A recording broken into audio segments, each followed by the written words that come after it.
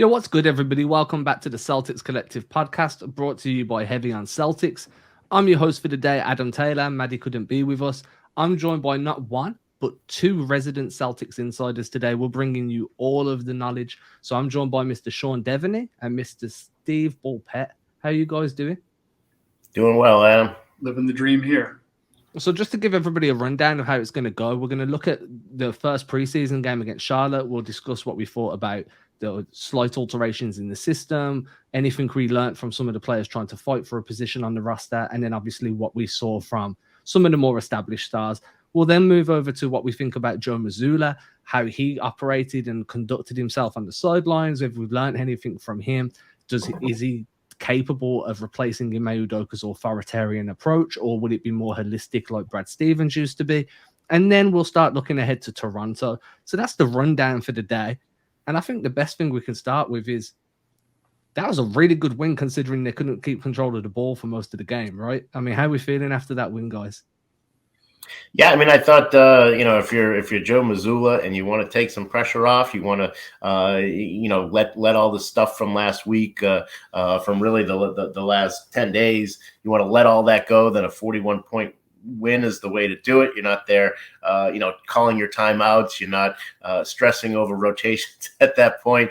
You're just going out there and your team's handing you a 41-point win. So it really couldn't have gone much better for him. Yeah, and fortunately they were playing the Charlotte Hornets as well, the shorthanded Charlotte Hornets. Not that the Celtics didn't have their share of, Rob Williams out, etc.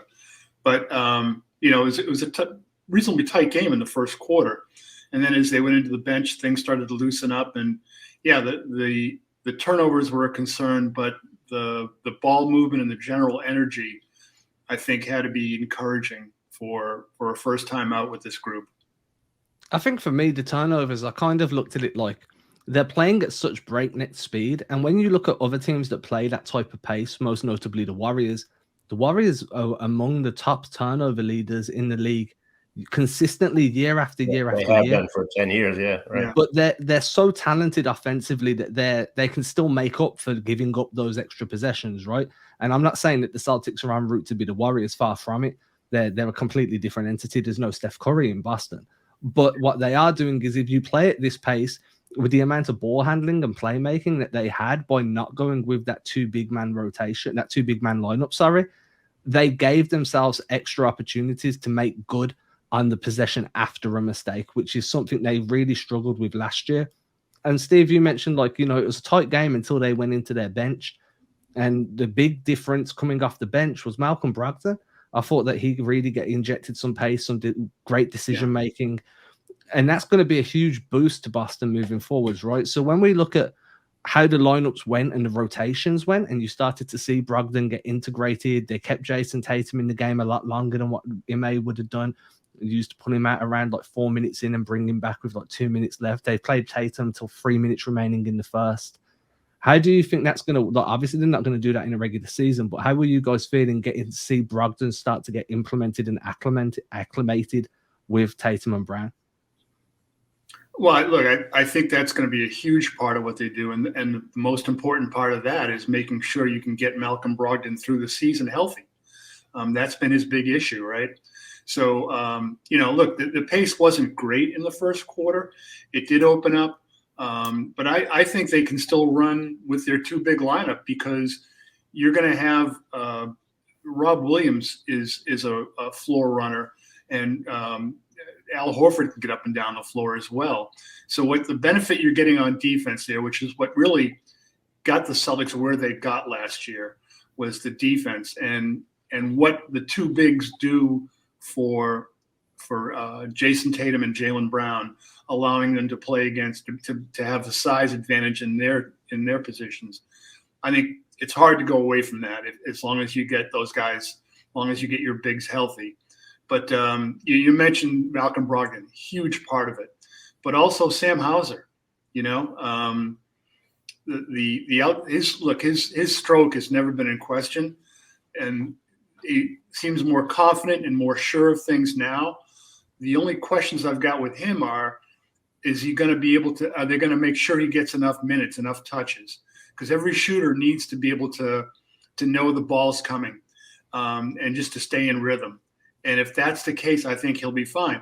And he's also got to not be a real liability on defense, which I don't think he will be, especially the way that they play, the scheme the Celtics play defensively. But if you want to get stuff out of a Sam Hauser and even a Peyton Pritchard, who I think is also hugely important here, you're going to have to commit to them getting minutes and being able to stay in rhythm. One of the things that cost you in the finals was when they basically cut Pritchard's minutes in half, his shots in half, and you saw tired people in the fourth quarter of games, and I think that hurt the Celtics. Yeah, and I think with Brogdon, I mean, and the way that he worked with Hauser as well. I mean, Brogdon had 9 assists, and I think 5 of them, or either 4 or 5 of them, were for 3-pointers. And that's so huge for them in terms of getting that bench rolling and getting that bench an identity. When you look at last year, they averaged 16 points off the bench. That was 26th. They averaged 6 assists off the bench. That was 26th as well. They weren't getting a lot of production from their bench. I think having Brogdon, especially a guy who's coming from being a number 1, number 2 option in Indiana, coming to Boston and playing against reserves to start with, and then he's going to be on the floor, of course, as the games end. But he's going to be the 3rd, 4th option. Going from being that top option to having that much less pressure on him, having a lesser defender on him, that's going to be huge. You certainly had to like what you saw from him. Absolutely. I mean, it's worth remembering, right, that Brogdon's best seasons of his career came when he was in more of an off-ball role in Milwaukee, where he was that 3rd option behind Giannis and behind Chris.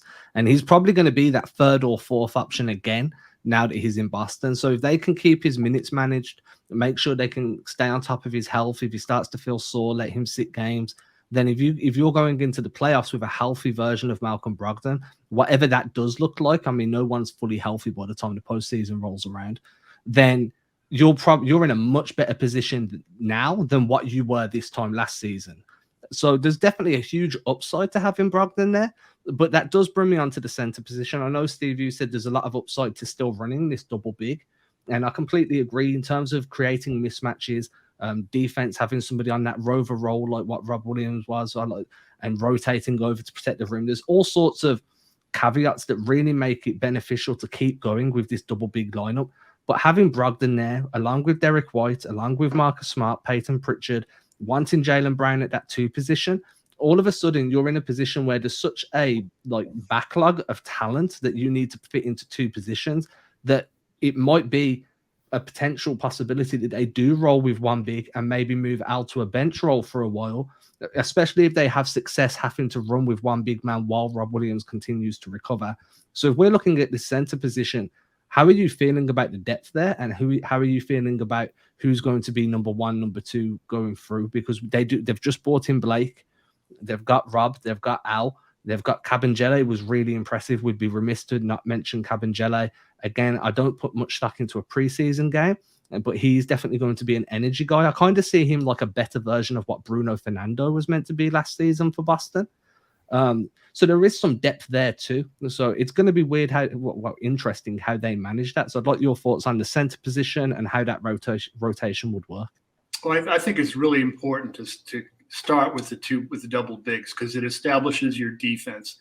And if you go back in history, the Celtics became famous for their 6th man. That position was always a small forward who would come off the bench and kind of turn things up and kind of amp the pace, come in against a guy who was worthy to start, but he was coming in against another team's bench players. So I think I would stick with that, but being able to run guys through and keep the pace up, because pace, I think, was a problem for this team. Just you could see it with the eye test, not pushing the ball up. And as someone I quoted in a story recently talked about how it was a mistake, a problem, the Celtics in the playoffs, in the finals especially, having a Jason Tatum bringing the ball up the floor against pressure and spending him that way when you've got guys that are perfectly capable of pushing the ball. So anyway, yeah, getting back to your point, the center position, I'd still go with the two bigs because you've got options after that. And a lot of it can depend on you've got enough flexibility that you can go matchup wise. If another team, you think that you can really burn them with a small lineup, then go with it. But I still like the idea of establishing your defensive presence early. And because the biggest thing that stops offense is conscious thought. And you can say, well, it's good defense. Yeah, good defense makes you start thinking about what you're doing. You're starting to take away things. And the offensive player isn't just playing by instinct. He's having to think consciously, oh, damn, there's somebody where I want to go. I think establishing that at the start is incredibly important for this team still, because they need to have that kind of identity. I think it's what carried them last year. Yeah, I liked what I saw from Kevin Gelly. I think, and we've been talking about this, Adam. I think he has a chance to challenge Luke Cornett, at least for whatever that role is going to wind up being on this team. I talked to some guys with the Clippers, and they were saying, he's got talent.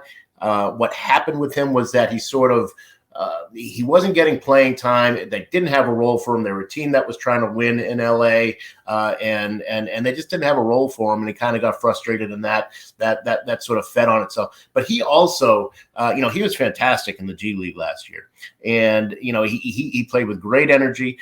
He led them, the team that he was with, to the G League championship. Not that counts for that much. But I think that going through that, A, being in a winning situation, B, playing in the G League, kind of got him energized to, when I get back to the NBA, if I can get back there, I'm going to play with high energy. I think we saw that certainly on Sunday, and man, I hope he keeps it up. I'm definitely growing to like this kid, and he's not really a kid anymore. I suppose he's been in the league. I think he's 25, 26, but yeah, he's a guy who I think is really worth watching. He's going to be a little bit Marcus Smartish, isn't he? At the start, he's going to make some great hustle plays, but he's going to wind up in the third row a couple times, right? That's all right. I'm good for it. If you're playing 10, 12 minutes a game, then get yourself into that third row. You got to talk to the people that have those season tickets first, I think. Look, I agree with your point, Sean. But I'm saying just be ready for when he's going to do 5 really great things. He might do a couple that are like, what did I just see? Right. He's got that kind of that youthful energy. He's like a dog when you come home. You know what I mean? And I apologize to Fee at the start right now for comparing him into a puppy. But hey, it won't be the first mistake I make. Won't be the last. Excuse me. He's like a very big version of Aaron Nesmith in terms of energy. Right, yeah. But when Nesmith came flying at you, it was okay. He was going to hurt 1 or 2 people, whereas Kevin Jelly V comes at you, he's taking out like 2/3 of a row. So it's going to be a bit of a difference. It might be some some waivers or non-disclosure agreements being signed from the season ticket guys. As long as Fee Kabengele is in the NBA, there's going to be an NFL team missing an edge rusher. Yeah, right. So the one thing I want to kind of counter here is both of you guys are very much in with having these 2 bigs, and I know that for the majority, Al Horford is more of a 4 than a 5 at this point in his career. Grant Williams is certainly a 4 unless you're going small, and even when they went small against Charlotte, they decided to run with Jason Tatum at the 5, which I found wildly entertaining, if not a little bit perplexing. I think I tweeted like point center Jason Tatum is now a thing, but the one good thing about it was having just that one big, and with that big being Horford, most logically, you have this weird, excellent opportunity to have ball handling 1 through 5, decision making 1 through 5. You've got external, like perimeter, interior scoring, high basketball IQ 1 through 5. The amount of stuff that you can run with these guys and the mismatches you can generate, it's got to be appealing to at least want to keep that rotation in place, even if you are starting with double bigs, because there's so much versatility there that it becomes almost impossible to guard. And then if you want to take out Derek White and put in Malcolm Brogdon, you give the offense a little bit more of a boost. Maybe the off-ball movement kind of takes a slight hit, but that's perfectly fine because you've got so many weapons around you. So I'm not saying that they should move away from the double big, but I wouldn't mind seeing them kind of approach it more hybrid this year. I felt like Ime was very rigid with, hey, we want these two bigs on the floor at all times. And if you can find a hybrid where you can get the best of both, you might actually be able to bring that Celtics offense up a little bit. And if you lose a little bit of defense, that's okay, because the best defensive team in the world, if they can't put points up, they're going to go far, but you need to score as well. And I said this on a previous podcast. If you look at like the Atlanta Hawks, they've consistently got one of the best offenses in the league, top 10, sometimes top 5, but their defense is always down in that 25 to 30 range. And you can't win games like that. You need a little bit of balance. Just to quote Mr. Miyagi from Karate Kid, balance. You need to push it down. So I do like the idea of keeping some lineups where there's more fluidity with the ball handling and the scoring, just to be able to give you extra opportunities to punish defenses, especially when there's a slow-footed big man like Plumlee is, and you want to be able to really drag him out and then attack that space inside through flex actions or cross actions. That could really open up some extra opportunities for guys like Grant Williams, who apparently has a floater game now, and Sam Hauser that's suddenly learned how to cut. So it's going to be fantastic to watch how that develops through the season. I'm quite interested. And then the final point from that game, we didn't see Blake Griffin. And if you want to fire back at me for saying that. One thing is I'm not saying that they need to go double bigs all the time. And the smaller lineups, we said, mentioning Jason Tatum as a 0.5. I think you have the potential for better movement. Doesn't mean you do. Doesn't mean you're going to have it. One of the reasons why the Celtics love playing with Rob Williams is because the ball doesn't stick in his hands. When he gets it, it's on to someone else. And that kind of movement is critical. The Celtics lost the NBA Finals because they stopped moving, because the ball wasn't going side to side, because and I've talked to Warriors players, a couple of whom I saw at Summer League, they could zone in on these guys and just take them, goad them into the one-on-one thing, and they ate it up. So the Celtics didn't lose because of anything. They had enough to win. And trust me, the Warriors knew that too. But was it Grant Williams said that, we thought we were the better team. We just didn't have, we thought we were the more talented team, but we didn't have enough discipline. Discipline's a talent. And, if the Celtics aren't going to have that, doesn't matter. But to your point, I love the idea of being able to go with different lineups and to take advantage of situations and running different bodies in there that keeps guys fresh. And I like that. I don't know. I like that Brown, Tatum, White, Smart, Brogdon lineup. It's obviously it's not something you're going to do all the time, right? But you put that out there, and man, I forget who they had. Plumlee. I think Plumlee was on Derek White at some point, and obviously you're giving up something on the other end. But I thought I'm all for a little creativity that way. And even if you're playing against a team with size and they want to try to take advantage of that, you're going to take them out of their offense. Right. I remember, I don't mean to go way back in the time machine, but when the Hawks would put Spud Webb into the game, okay, 5'5" Spud Webb, you'd say, well, you can just kill him. When you have the ball, you can just kill him. You would spend so much time trying to take advantage of that matchup that it would take you away from what you do best as a team. So it's like, yeah, you're going to have an advantage there, but you're not going to run your offense. So, yeah, I mean, being able to use these different lineups and go here and go there, I think look, if you got depth, it's only good if you use it, right? I'm a big believer in utilizing the deeper into the bench than what they did down the stretch last year. The last thing I want to touch on before we start speaking about Mazzulla and how we expect him to deal with rotations and minutes management and so forth is Blake Griffin. So he didn't play in this game. I don't think the signing's been made official yet, which is why he was in street clothes and wasn't on the bench.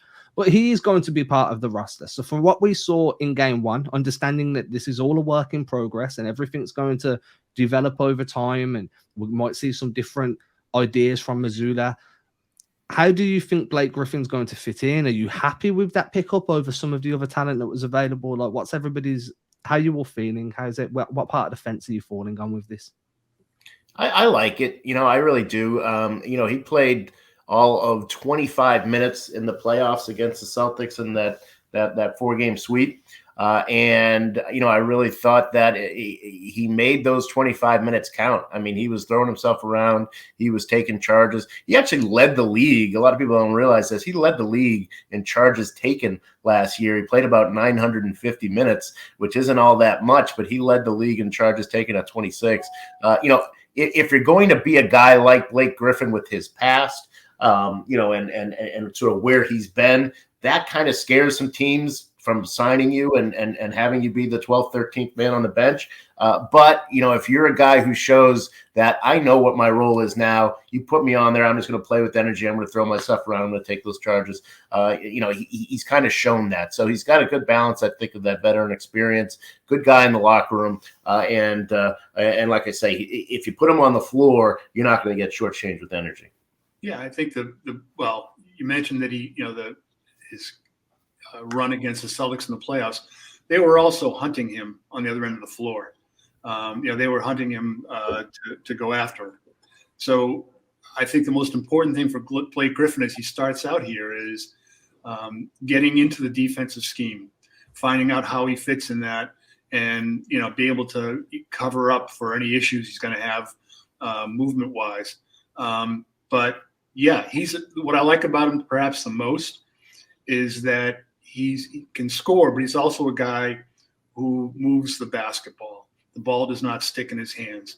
And when you've got finishers, like getting back to the Tatum thing, and it relates to Griffin. I want the ball in Jason Tatum's hands as much as possible as a finisher, and that's where he and Jaylen Brown both can do the most damage. I think a guy like Blake Griffin's a guy who can facilitate that. Yeah. He definitely improved as a passer once he moved to Detroit, that's for sure. He became one of the better passing bigs in the league. And now Boston has Rob, Al, and Blake, all three of whom are very good passers, very good decision makers, especially at the top of the key and top of the perimeter. So I'm excited to see Blake there. I don't think I'm too upset about not picking up Melo at this point. I think that Blake filled a need a little bit more. Now, don't get me wrong, if Woj tweeted out that they picked up Melo now, I'd still be very happy about it. But I was higher on Blake than I was on LaMarcus Aldridge. I wasn't really high on Dwight Howard at that point. I think I saw something on TMZ the other day, he's seriously considering moving into the WWE. So I'll just watch him there instead. It'll be fine. I'm cool. I think it went well. I think it was a good decision, a good pickup. I do think it makes life a little bit more difficult for Noah Vonleh to make the roster now, because there's only 2 spots left. I do genuinely believe they're going to go in with that 15th roster spot left open, so they have a bit of room to maneuver, and that leaves you with 1 spot. And when I was working it out, if you picked up Vonleh as well, that's over 33% of your roster are bigs, and that's just a bit too top heavy for me, especially with the amount of talent at that position. Which leads us on, because there is a lot of talent and there's going to be a lot of game management, a lot of egos to keep in check, a lot of people to keep happy. What's everybody's first impression of Joe Mazzulla through media day and then through the interviews after practice, and then coming on to how he spoke about the team and the gratitude he has for being in that position after the first game? What's everyone's first thoughts? Well, I think considering how recently he became the head coach of the Boston Celtics, interim head coach, technically. The fact that, there was not a puddle beneath him on the sideline yesterday, major victory. He's calm. He knows what he's doing. I don't think the situation's too big for him. But I want to step back and give him all the room necessary for him to find his own groove. It's been a while since he's been a head coach. And, we all know that was at Fairmont State. And I think they were in the Southeast Division of the NBA for a brief time, but it's been a while. Give this guy time. He's got great relationships with players, and he's a competitor. He was a tough player. He'll be a tough coach. I don't think he'll be as public, perhaps, as Ime was at times with criticism. But this is a basketball person, a tough kid from Johnston, Rhode Island, who's had a chip on his shoulder at different times, wanted to go to Providence. They didn't recruit him, goes to West Virginia and plays for Bob Huggins. Things worked out really well for Joe as a player. And now, I mean, I just say give him room, and I think he'll be fine. Yeah, I mean, I certainly, like I said, the first game couldn't have gone any better, and I also think he's handled the last week much better than a lot of people would have. He does have really, he's been put in a situation where obviously he doesn't quite have control of the team and doesn't have quite control of what's going on and how training camp is structured. As I understand it, he's using Ime Udoka's training camp plan, the which drills they do which day and all that stuff, because he doesn't have time to put anything else in. And that's got to be tough. But he does seem to be more comfortable, just looking at his interactions with the media, his press situations. Those have all gone better and better. He seems more comfortable joking around a little bit more. And that's got to be something that as time goes on, that's going to make him more comfortable. He can kind of show his personality a little more, be himself a little bit more. I think he doesn't quite know how to do that, and who can blame him given the situation that he's in. But I do sense that he's at least getting a little more comfortable with how he's handling these things. Sean, his first press conference as coach of the Boston Celtics, he was asked about Brad Stevens' comments, glowing comments about him. And his response was that I think Brad had a concussion that day. He's fine. And I spoke to him for a bit after practice on Saturday. And he's, I think he'll be fine in this. But it's a crazy situation.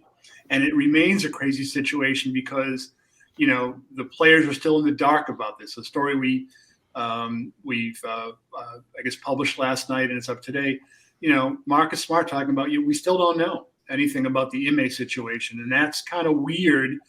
But when the weirdness is over, you get on the court and you play basketball. So just to break a bit of news here, it's nothing major. I'd said about 5 minutes ago that Blake Griffin wasn't official. He is now official. He's officially official. The press release just went out. So just in case anybody's listening to the show and they're like, hey, you said it wasn't official and then it was official. We were recording before it got made official. That's how you use official 5 times in 1 second. Wow. So you both touched on separate talking points that we had planned. So I want to amalgamate them. Steve, you mentioned how Udoka was a bit more vocal publicly with the players, and we saw that. And I know that a lot of fans felt some type of way about that. They felt like it rubbed them up the wrong way, and that some things should be handled more in-house than public.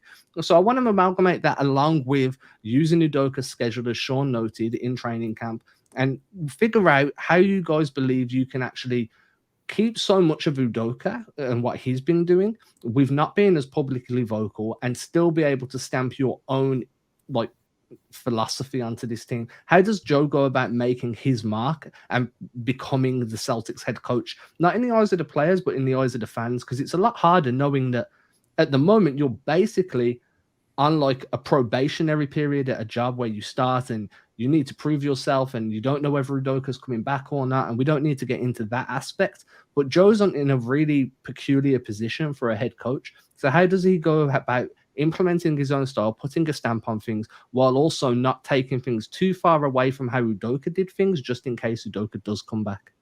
Yeah, well, I think the thing is that you got to remember that he's the one guy that Ime kept from Brad's staff.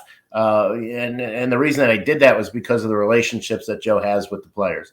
And so I think that if Joe were to come out and start publicly bashing players, even if they blow a 25-point lead, if that's not his personality, and that's not how he handles things, and it does not seem to be, then I think everybody would recognize that as false and forced. And I think that's the number one thing is he doesn't want to do that. He's got to do what he's comfortable with. And just talking to people, it seems like his style is much more, he's going to take the player into his office and deal with it that way. Obviously it worked for MA, to be public about it and to express some of the frustrations that fans felt, when the Celtics were blowing big leads early last year. I don't think that we're going to see that much from Joe Mazzulla. And I think that's good because I don't think that's his person. I think he's got to stay true. Players will be able to tell if you're BSing, if you're going into a press conference to call them out just because you feel like that's what you ought to do, not because it's what you actually feel or what you actually want to do. Most important thing for Joe Mazzulla, 2 words: be yourself. Look, I think it can be really difficult when an assistant coach on a team gets elevated to head coach because of his relationship with the players. It's like last year, you were the guy that I was going to when things were difficult and we talked through things, and now you're the guy that's telling me what to do. But as long as you're genuine, I think the players can deal with it. And look, Ime Udoka was a really good coach last year for this team, but he wasn't perfect at it. I was fully expecting a better version of Ime this year, having had that first year under his belt. Remember, start of the year, he had buried some guys. He was going hard with his veterans, which a first-time head coach, we've seen it before. It happens. As he loosened things up, that's when the team got better. Then he tightened up again at the end, and it, might have screwed things up a little bit. But I was expecting a more confident version of MA from the start this year. So again, with Joe Mazzulla, give him his time, and maybe because he was the guy that was having to smooth things over with Peyton Pritchard, maybe he understands those guys in that situation a little bit better, and he'll be better with it coming out of the gate. But again, give him time, and as long as Joe Mazzulla is Joe Mazzulla, I think he'll be in good shape. And the other aspect of this whole thing, you spoke about how the players are going to relate to him now making that move. But how are the other coaches going to deal with this? You've got guys like Damon Stoudemire, who was a player for a long time. He was a head coach in college.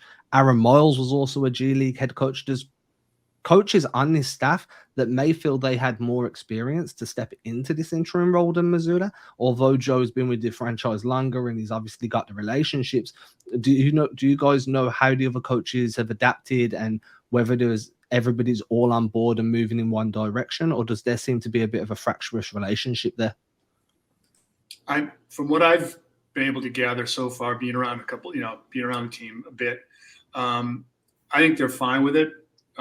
First of all, they're not gonna give up on this situation. They're in a good spot here, even though maybe they felt like they could have been the head coach. They're in this spot now. They're with a good team. When a team is successful, that trickles down to the assistant coaches, and opportunities come from that, right? So, and there's also, I think, you could say, well, are they on Ime's side here? And, will they feel bad because they were Ime's guys? They could feel bad with Ime because Ime is the one who put them in this position. They didn't, anyway, you see what happened so far. And I think guys like Stoudemire and Miles will be fine. Stoudemire was really close with Ime, is really close with Ime. But I have no doubt that he's going to do his job and be good at it. Yeah, it doesn't really behoove the other assistant coaches to not be pulling in the same direction. If you're an assistant coach on a team that goes to the finals, say 2 years in a row, especially if you're helping a rookie interim coach, that's going to look really good on your resume. So, there might be some of that, and certainly that's possible. That if I'm Damon Stoudemire, I'm looking and I'm saying, I was in the league for more than a decade. I was a head coach of a D1 team, and you didn't think to promote me to that role. But at the same time, if you want to continue your career, now's a pretty good time to make a mark as an assistant, and that'll raise your profile as a head coach. You've also got to look at something else, Sean and Adam, I think, is that if these are Ime's guys, these assistants, if Ime gets another job, he may want to bring those guys with him then. So, maybe they look at it saying, okay, well, you might not want to be here long term. So, I guess there's different ways of looking at it. Moving on from the situation with the coaches, because I feel like as Celtics fans, as people that cover the team, all we've done for the best part of a month is talk about the coaching situation. I want to turn our attentions ahead to Toronto. So the Raptors are coming up on Wednesday. They haven't made huge moves this offseason, but they've got some internal development they can lean back on. They did bring in Otto Porter Jr. They're going to be they're better, like they've got a good coaching structure with Nick Nurse there. They're going to be a sterner test for Boston than what Charlotte were, in my opinion, especially because Charlotte were missing Hayward and so forth. So what are we looking for? If we were going to sit here now and be like, these are the keys to the game, or this is the most important aspect that we want to see improvement in, where would you guys be telling people or trying to focus your attentions on? Well, obviously, you'd like to see the turnovers come down. You mentioned that playing with pace, especially first preseason game of the year. There's going to be rust. There's going to be some adjustment, and I don't think you worry that much about 24 turnovers at this point in the year, of course.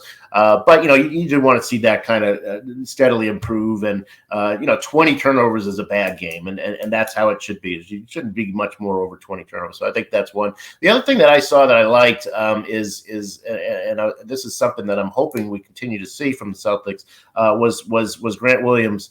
In his passing, when he gets compared to Draymond Green, I always kind of shake my head, because there's one thing that Draymond Green does as well as any big man in the league, and that is pass the ball. He is sort of the ultimate point forward. I think Grant is never going to have Draymond Green's passing ability, but I think he could be close. I think he could be a much better passer if he gets the opportunity to be. In that opening game, it certainly looked like he made a point to have that be part of what his game's going to be this year. I hope that continues. So, I think he had 4 assists, probably could have had a couple more. But if he stays around there, 3, 4, 5 assists a game, I think that's going to be a really nice development for the Celtics. It's funny, after the game yesterday afternoon, went into the locker room, I was talking to Grant. I reached down, I said, "Look, you've got a left hand. I didn't know you had one of these." He had a couple of really nice moves yesterday with his left. But as far as Wednesday goes in Toronto, the 2 things I'd want to see out of the Celtics are, 1, a cleaner game. Same energy, but cleaner. Number 2, I want to see how they deal with Toronto's athleticism.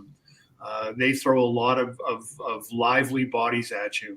And, I'd love to see – that's given the Celtics problems in the past. They've dealt with it well enough. But that's kind of the key to Toronto, and I'd like to see how Boston deals with that.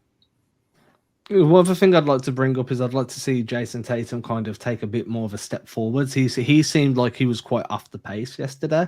I don't know whether that was because they were playing at a faster pace and it was an adjustment for him. But out of the main core guys, he looked to me like the guy that was struggling with rust the most. I know he got some points up on the board, but he did struggle compared to Jaylen Brown, who, by the way, looks like a tank right now. He's put a lot of muscle on his upper shoulders, like upper arms around the shoulder and chest region. I am going to be focusing on how Tatum starts ramping things up, and I'm not concerned at all. It's Jason Tatum, but there is definitely a point where I made a joke yesterday on a separate podcast where I said, "Oh, it's like the season never ended. Jaylen Brown is in beast mode and Jason Tatum is struggling to find that rhythm." And I'm just hoping he can get some form of rhythm back during the preseason so we don't see a carryover into the regular season and have to talk about his shooting struggles for the 2nd straight year. Wait a minute. There are other podcasts? Not good ones. Look, the word I would keep hammering at Jason Tatum is finisher. Be a finisher. There's no reason for him to be spending energy bringing the ball up the floor, having to try to drive on one-on-one, which becomes 1-on-2 and 1-on-3 very quickly. He should be coming off picks, getting the ball in position to do damage. He doesn't need to be spending himself in ways that aren't always productive. They've got enough people that you can spread the floor and allow him opportunities. The man's a killer. I just don't want him not having him do a lot of the dirty work. And by the way, something we don't talk about much with Jason Tatum, which I think is a huge part of his game, defense. His length, how he can get up on people, getting in passing lanes, all that stuff. He has that ability too. And that is huge for this team. How many guys who are really elite scorers are giving you that much on that end of the floor? But as far as offensively goes, Jason Tatum, finisher. That's what the Celtics should be running stuff for him that, runs him off 2 picks, gets him an open look, gets him an open 3, gets him a backdoor cut. That's the kind of stuff that, if it takes more than 2 dribbles, then, I think it becomes less productive for him. So, take your best weapons and use them in their best form. We did see him start to incorporate some of that against the Warriors in the finals. We saw him doing a lot more Steph Curry-esque type movements. He'd come off screens and then fade back out to the corner and catch the ball and just get a catch and shoot shot straight off.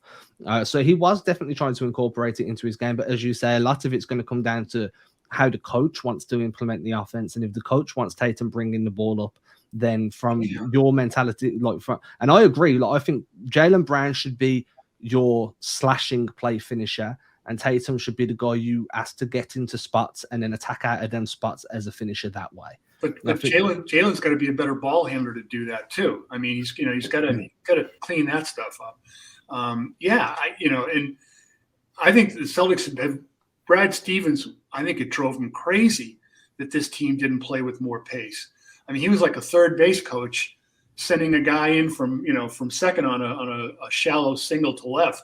He had his arm rolling all the time trying to get the team to play faster. And it's not going to happen when the ball is being brought up by forwards. So that again takes commitment to the guys like even Smart, but Peyton Pritchard, making sure he gets time, because he's going to help your pace. You know what I mean? For everything else, I'm not sure there's a stat that will relate directly to Peyton Pritchard, but he's the kind of guy that's going to improve your pace and make your numbers overall look better. Sean, any thoughts before we wrap it up? I'm looking forward to Toronto. Let's go Wednesday at 7:30. Count me in. So, fun fact, Nick Nurse was the head coach of the Birmingham Bullets, which is it's gone now, was a British basketball team in my city. So I have a slight affinity to Nick Nurse because he was the first head coach I ever met. He's the only head coach I've ever met. I've spoken to a few, I've never met one other than Nick Nurse. So I have a slight affinity towards him. I don't like how he likes to conduct himself on the sidelines sometimes, but I always like watching the Celtics play the Raptors, so I'll be excited there. So everybody, he's got Drake to keep him in line. So yeah. I'd be scared of Drake. I mean, I'm really tall, and I don't think Drake's as tall as me, and I'd still be a little bit scared. Maybe starstruck, maybe a bit of both. I'm not too sure. I heard Canadians are really friendly. Yeah. Except when they have hockey sticks in their hands. Yeah. That's a fun sport to watch. Not to play. It's beautiful to play. It's fun to play too. I pissed off my high school basketball coach immensely when he found hockey gear in my trunk after a road game in Gloucester. There's a deep dive for you. Here we go. We got Steve Bulpett, the former NHL. What position did you play? My hockey was limited to friends had ice rented in Lynn, Mass, where Sean and I are both originally from midnight to 2 a.m. on Friday nights. And here I was hoping to play basketball further after high school and potentially ruining myself, to which my coach found out, had me come to the gym the next morning, and I think I was able to mop the floor with my tongue by the time we were through. Ran my ass off.